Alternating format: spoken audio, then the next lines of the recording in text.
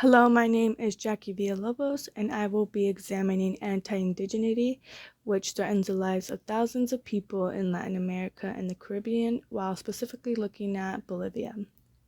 With the leering threat of neoliberalism and globalization constantly down the indigenous people's necks, there is never a moment of safety from the capitalistic endeavors of the white man and the New World's greed. With the rights to water and land being constantly monetized by the government for financial equity, the indigenous populations will continue to be displaced from their homes and lives. I will be closely examining the 1999 water war in Cochabamba, Bolivia, and the 2011 highway that would run through the indigenous territory and National Park Isabora Secure, TIBNIS for short, from Cochabamba to Brazil.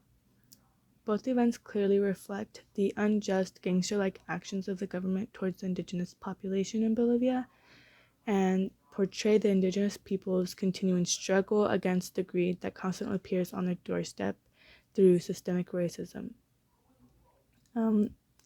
The Bolivian government runs on a neoliberalist agenda where free market capitalism, deregulation, and reduction in government spending are favored so that financial superiority remains in the hands of the rich white man. The government enforces its motives by capitalizing on its natural resources and then selling them to foreign parties in order to globalize its market. With globalization, power then lays in these foreign companies, placing the citizens in a vulnerable and unstable position because they did not make these contracts with the government, with these companies. The government did. So these, everyday citizens, specifically the indigenous people, they have no say in what's going on their own homes, on their own land that they do technically own. The land that is constantly being sold is the land which the indigenous populations live and rely on, and they have been living on for generations. And one of the strongest rejections to the capitalization of the indigenous population's land was during the 1999 Cochabamba water war.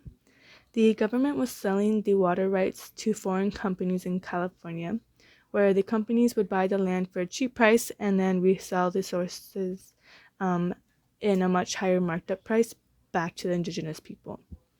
By passing laws that did not take the indigenous population's say or negotiations or decision making or any aspect that the indigenous people could have added to, since it is their land, the government then used underhanded methods and lies to exploit this population.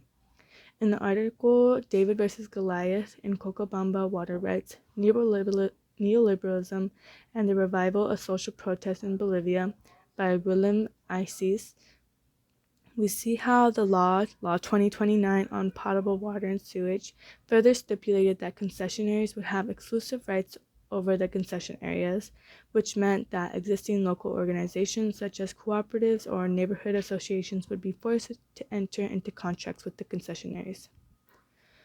It's laws like 2029 that exhibit the gangster-like actions of the Bolivian government by forcing the indigenous populations to agree upon and sign contracts that they do not want or need in order to exploit them from their money, rights, and land.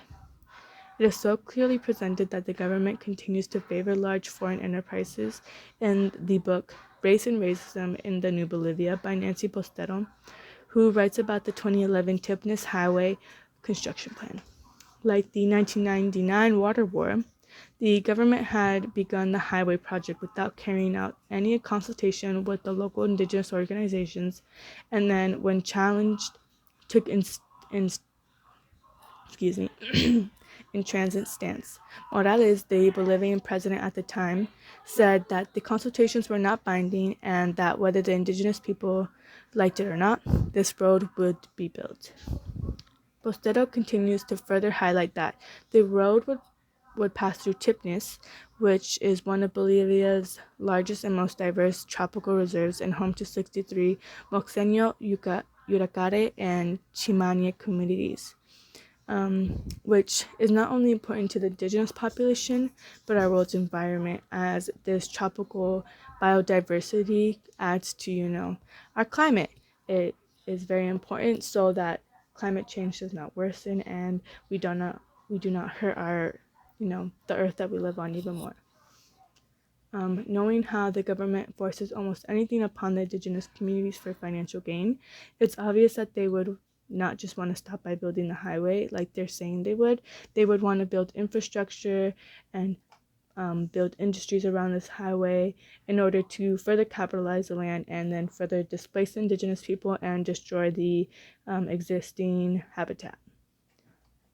The large biodiversity of the tropic area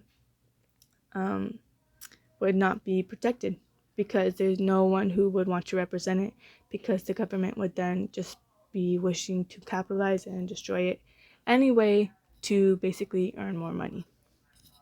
The only way to create change is through protest. And to protest, one of the most effective ways that we as people can add, even though we live in the United States, is through helping destigmatize, protest, and respect the people who protest. Because as seen in the 1999 water war, it was only under the pressure of protest and violent attempts to quell them that the coordinadora representatives were admitted to the negotiating table. And even when the government proved unwilling to negotiate anything, while the civic community dragged its feet and narrowed the issue to rate the question, because people continued to, protest, or they were continued to be pressured to make changes. As seen in the 2010 film Even the Rain, which is set during the Cochabamba water protest, the Mexican filmmakers are filming a movie about a Spanish missionary who protested against the genocide and slavery of the indigenous population. The characters in this movie felt it was so important to spread this message in their film about this, this missionary who stood up for all the indigenous people. Yet by trying to film this movie, they were actually exploring the indigenous population. They were pressuring them to avoid protest participation, and they bribed their lead actor, and they tried to force him away from taking any part of the water war protest, as he was the leader of the protest.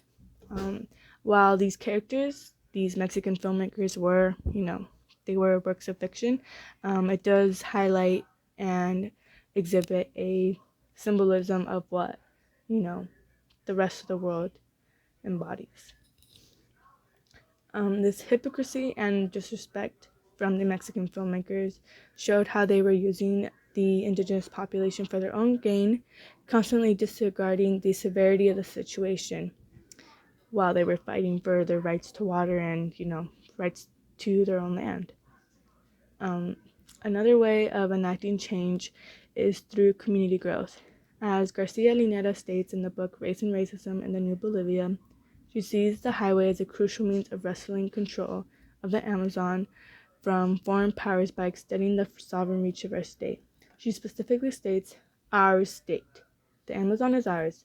It belongs to the Bolivians, not the North Americans or Europeans or the companies or NGOs that claim to be teaching us to protect it."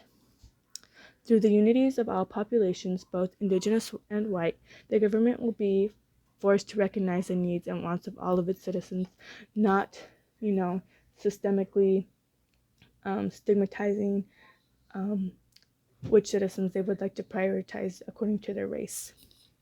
The final way to enact change will be an uphill challenge, but one that's most definitely needed, and this is through reparations, paying back and trying to acknowledge all the damage and exploitation the indigenous population has endured during colonialism and continues to endure. By showing that the government is taking accountability for their actions and respect, the indigenous respects their indigenous population, the systemic racism and anti-indigenous practices will begin to slowly die from the country's practices. I really believe that greed, lies, and deceptions will not nourish the lives of anyone except the rich white man. So in unity, we must stand in order to support and grow each other through love and respect. Thank you.